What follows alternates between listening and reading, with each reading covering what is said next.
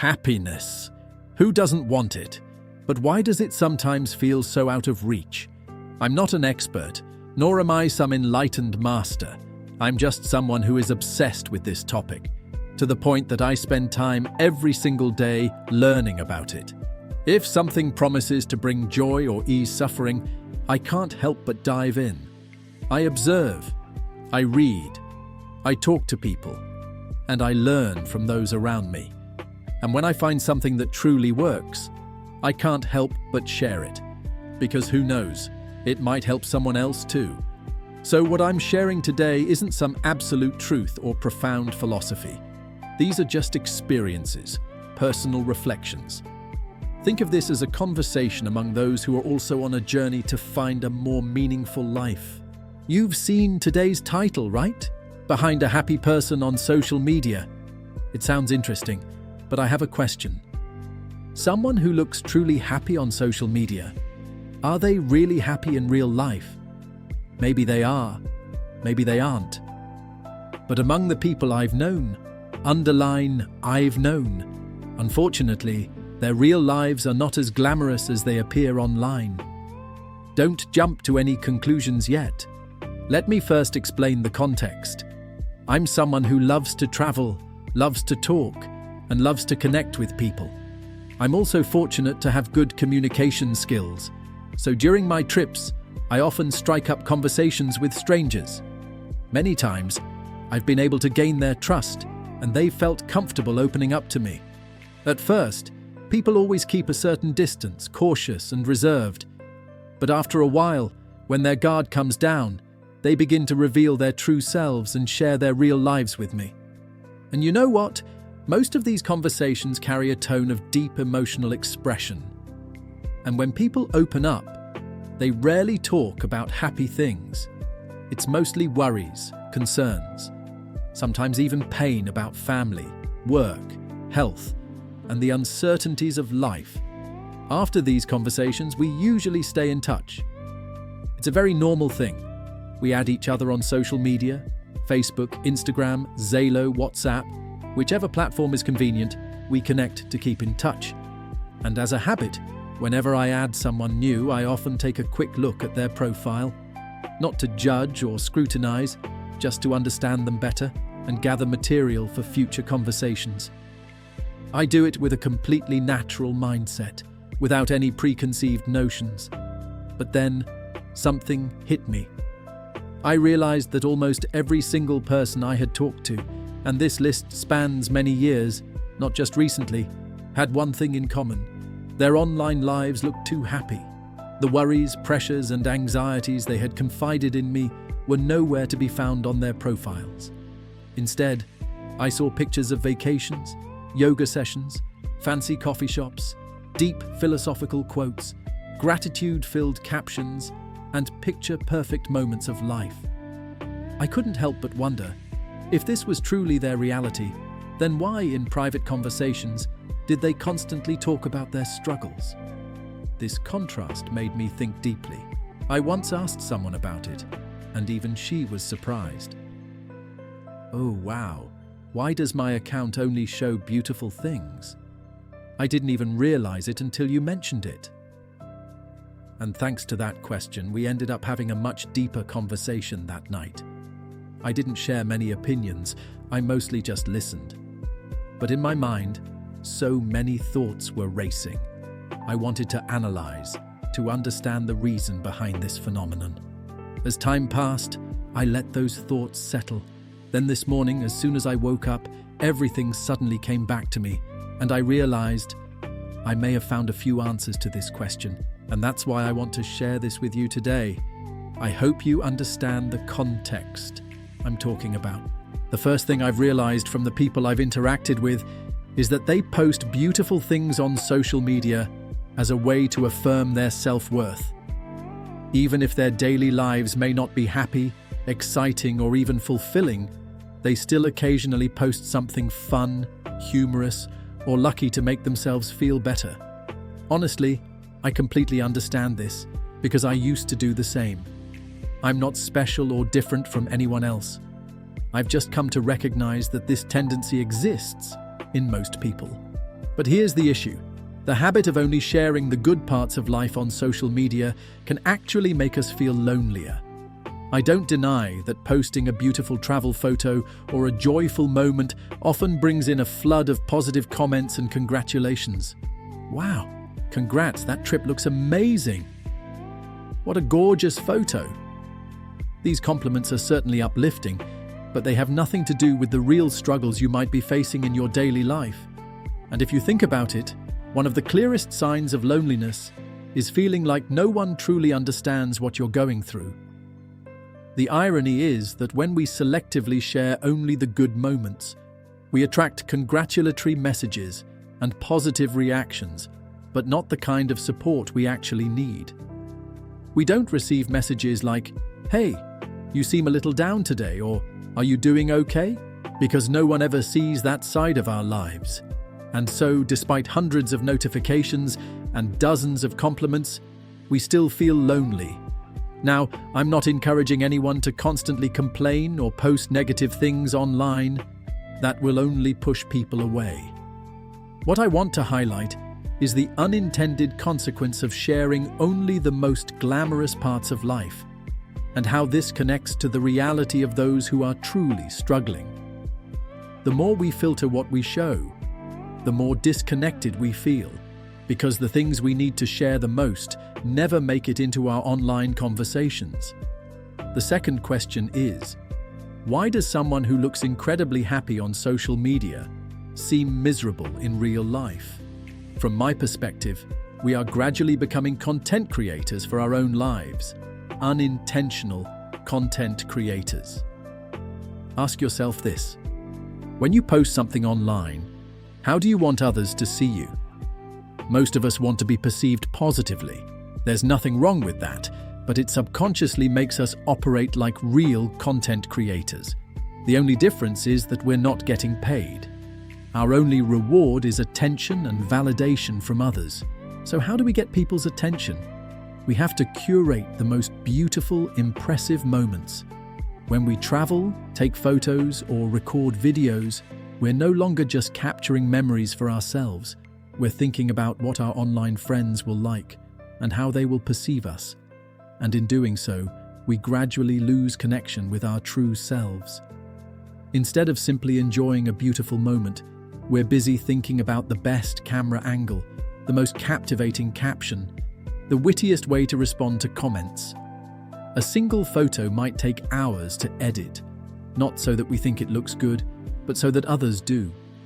Spending too much time curating our online image leaves us with no time to take care of ourselves. And when we neglect ourselves, our lives start to decline. Our health declines, our mental state declines, our happiness declines.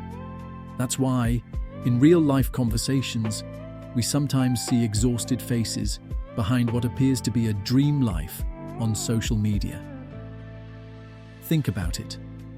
How often have you spent 3 hours reflecting on how to truly improve your life? Probably not often. But spending 3 hours brainstorming captions, selecting the best shots, and replying to comments? That's completely normal. We lose ourselves too much, all for the sake of maintaining an image for others. Of course, I'm not saying social media is entirely bad. It has its benefits, but if we're not careful, we can fall into a trap of our own making.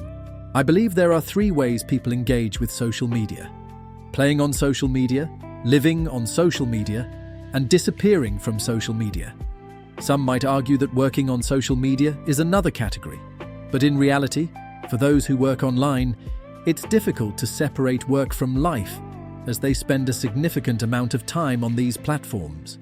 So, I would group them under living on social media. First, those who play on social media are usually carefree. They don't worry too much about what others think of them, nor do they see social media as an important part of their lives. They use it as a place to store memories, occasionally share something simple, but don't care about the number of likes or comments. I've met people who, after posting a photo or a status update, casually put their phone aside and continue with their real life. They don't feel the need to check for reactions or wonder whether their content is engaging enough. There aren't many people like this, but I've met some, and I truly admire them. The second group consists of those who live on social media. For them, being online takes up a huge portion of their lives. If you check their screen time, it could be over 10 hours a day. Some are glued to their screens all day long. Their minds are constantly revolving around social media. What's interesting is that their real lives seem to revolve entirely around building their online image. Everything they do, where they go, who they meet, what they eat, all serves one purpose: posting it online. When they step into a beautiful space, their first instinct isn't to enjoy it, but to take out their phone to capture the moment. They create content everywhere, even in their most private moments. Not everyone in this group is miserable, but from what I've observed, every single person I've met who is struggling or feeling stuck in life belongs to this group. The third group consists of those who have disappeared from social media. These people either don't use social media at all or use it very minimally, prioritizing in-person interactions and real conversations instead. They prefer phone calls over texting, tea sessions over scrolling through a news feed, and face-to-face meetings over online interactions. They choose to live without being dominated by social media and fully embrace the moments happening right in front of them. Among these three groups, I genuinely admire and aspire to follow the first and third groups, those who use social media casually and those who have left it entirely. As for the second group, I don't judge them, because this isn't a matter of right or wrong, good or bad. Social media has become an inseparable part of modern life, and it's not easy for everyone to detach from it. But if we're not mindful, it's easy to get sucked into it without realizing it. Whenever we have a moment of idleness, we instinctively reach for our phones, go online, and start scrolling. This habit, if left unchecked, can slowly disconnect us from real life itself. Now let's talk about solutions. I believe that the people who truly play on social media and those who completely disappear from it are the two groups we can learn a lot from. Their way of life can help solve many of the struggles we face. You might think that these people live dull lives, but I assure you that's not the case. Their lives are far from boring because they prioritize what truly matters in the real world. They engage in deep, meaningful conversations, they don't try to impress anyone online, and they don't waste time seeking validation from others. Most of their time is spent reflecting on their own lives, how to grow as individuals, and how to cultivate more meaningful relationships. As a result, their interactions and social experiences are anything but dull. The feeling of boredom that many of us experience largely stems from the way we choose to connect with the world.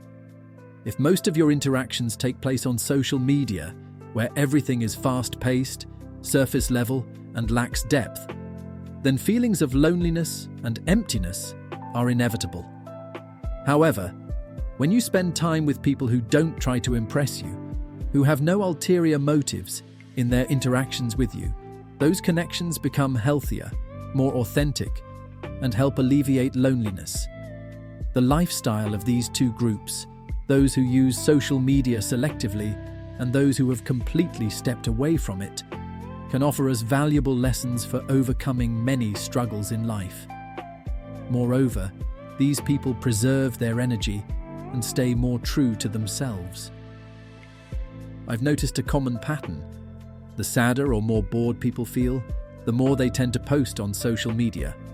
Often it's not to share their sadness, but to find a happy-looking photo in their album and post it as if trying to convince the world and themselves that everything is fine. But I believe this is a way of mistreating our emotions. When you need to sit with yourself and listen to your feelings, you instead look for ways to escape them by posting something online and getting lost in the cycle of engagement. This only deepens the disconnection from yourself. Many people today can no longer tolerate being alone. They struggle to face themselves. And if you don't even want to spend time with yourself, that's a serious warning sign. People who use social media selectively, or who have completely stepped away from it, have a lot more time to spend with themselves. And simply sitting down and observing yourself can bring a great deal of clarity.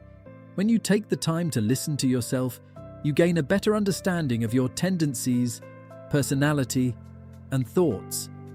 This is a form of reflection, a type of self-healing that I've spoken about many times. Understanding yourself isn't easy, but once you truly do, your life will change for the better. I hope that after reading this, you will take some time to think more about your own life. If you currently feel trapped in the social media cycle, try stepping into a different role for a week. You could experiment with being a selective player, only engaging with content that truly adds value and refraining from posting too much. Or you could try disappearing entirely, not just avoiding posting, but staying off social media altogether.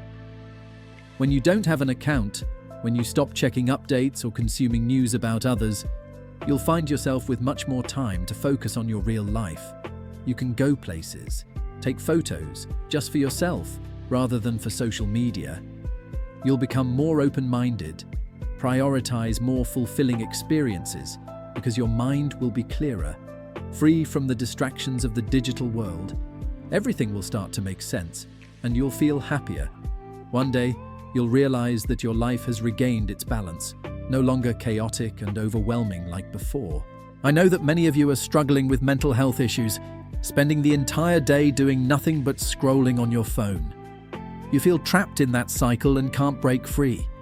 But if you replace that habit with something else, going for a run in the park, cooking a delicious meal, meeting up with family or friends, or simply spending time purposefully reflecting on your life will improve significantly. The self-destructive behaviors will gradually fade away. Social media has become an important part of our lives. It has even created careers for many people. But we should not ignore its downsides. A lot of the pain we experience actually stems from it. I know some people will argue, the tool itself isn't the problem, it's how people use it. But my friend, I want to remind you of something. Social media is not just a tool. It is more dangerous than that.